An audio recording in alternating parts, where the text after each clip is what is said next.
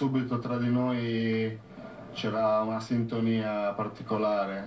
Per esperienza dell'anno scorso nella partita con la Juve mi sono sentito in dovere anche per lui di aiutarlo con piccoli consigli che alla fine si sono rivelati importanti in campo e si è visto che partita ha fatto. Ti ha dato anche dei suggerimenti su come fermare Pogba?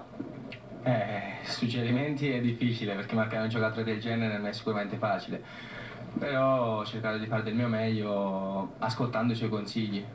Sappiamo che la Juventus, proprio per come avevi marcato Pogba, si è subito interessata a te. Secondo te qualcuno l'ha già notato? Sicuramente sì, ma non devo dirlo io e nemmeno te, basta guardarlo per innamorarsi di lui. I consigli di Stefano sono stati quelli di marcare Pogba sempre avanti, senza dargli spazio e senza farmi attaccare le spalle, perché altrimenti sarebbe stato micidiale. Come li fermi i giovani di Zeman?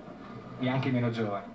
Li fermi cercando di andare più forte di loro, perché loro sappiamo tutti che sono una squadra molto preparata atleticamente e prima di tutto per fare meglio di loro bisogna partire dalla condizione atletica.